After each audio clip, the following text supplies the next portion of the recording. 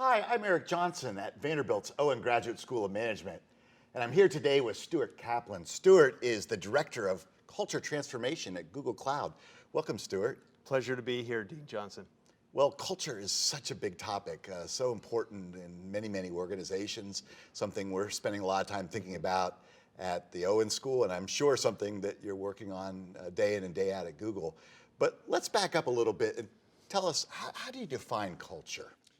I think about culture this way. It's how things get done around here. It's how decisions are made, how people interact with each other. It's often what's implied about what's acceptable here, what's not acceptable, what gets rejected. One of the best definitions I've heard is it's kind of like the wind. You can't see it. That's there. But you know it's there, and when you fight it, you know you're fighting it. And when you go with it, it provides phenomenal tailwind for what you're trying to get done. Yeah. Well, certainly culture is so important. Like you said, it's that wind that's in your organization and linked in many ways to things you're doing. I mean, over our shoulder, we've got a building project going on at Owen. We're sitting next door. And it's that culture that has been in many ways carrying us through, being dislocated and moved around and all these kinds of things. And we're talking a lot about, okay, now we're back in this new building. What is that culture going to mean, and how is it going to drive our strategy? So, loved your thoughts about culture and strategy. How are they different, interlinked? They're so closely interlinked. There's the old phrase, I think Peter Drucker, culture eats strategy for breakfast. Yeah. We've all heard that. And I think the point he's trying to make, whether that's actually true or not, I think it's a really important point that culture directly supports the strategy. I think about it this way. In any kind of congruency between all the things that you need to do to drive your strategy, your technology, your people, your the economic model in your business, all need to be aligned to support the intent, the strategic intent of the organization. Culture being one of them, a huge one. And so it's vital to what you're trying to do around strategy. Here's an example that I see quite a bit. I hear from a lot of organizations they want to transform in this new digital era, and they want more innovation. Yeah. And that's a very important part of the strategic pivot they're making, and yet they have a culture that doesn't necessarily support innovation. It's not safe to take risks. Yeah. Failure's not accepted. Failure's not accepted. It's really hard to innovate when failure's not accepted. Innovation implies or involves uncertainty, failure, risk-taking. The culture must support those things if you truly do want to become an innovator. It's kind of an obvious point that needs to be stated. Yeah, and really closely related in diverse organizations. Certainly Google is diverse. We have a lot of diversity at Vanderbilt, and we think a lot about how do we encourage and support belonging and inclusion in that kind of diverse environment.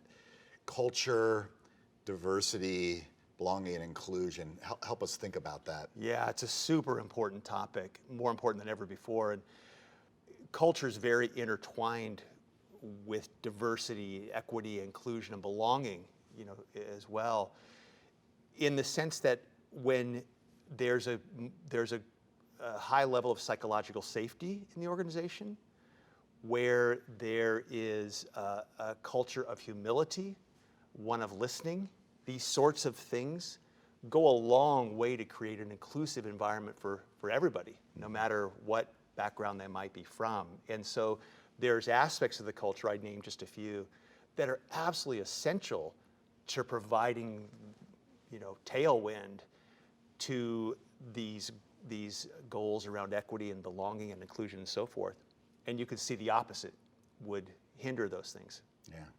So working with the organizational culture, one of the things that so many organizations struggle with is how do we develop our leaders to support that culture? We have a culture, we know where the culture is going, and we are bringing up a new group of leaders that we really want to embrace and celebrate and protect that culture. How do you embed that into the leadership development process?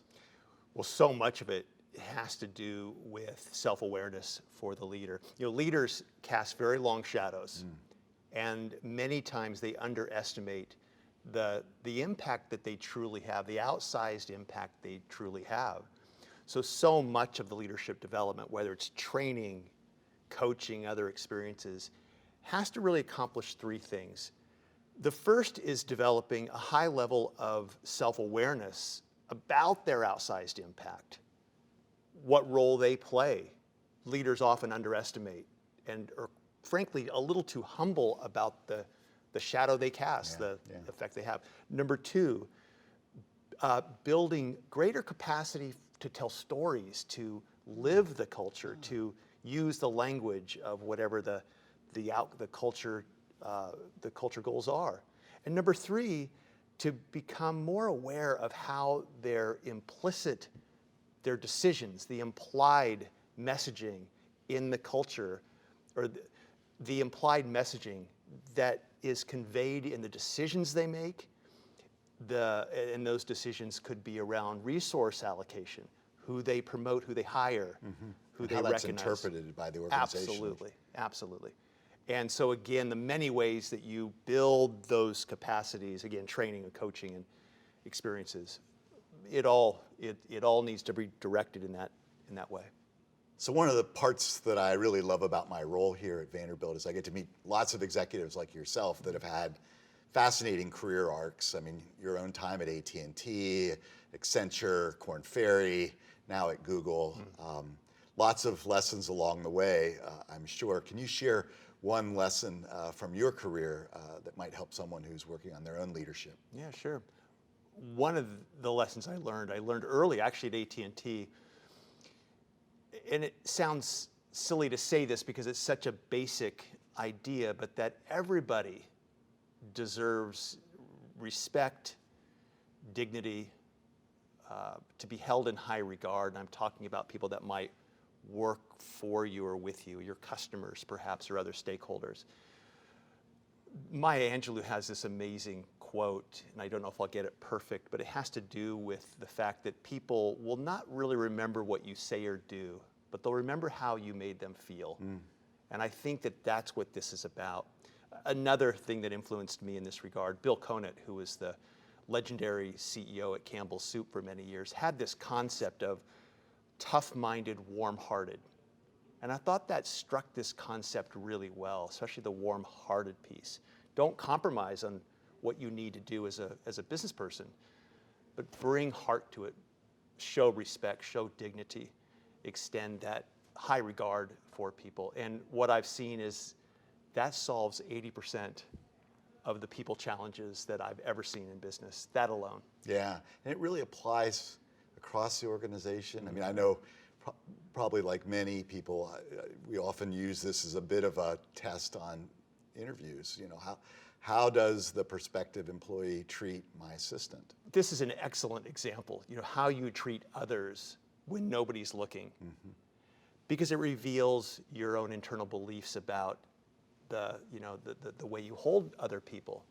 And the point is that when you have people working with you and for you, and it could, again, customers and stakeholders, they sense it even if you don't say it.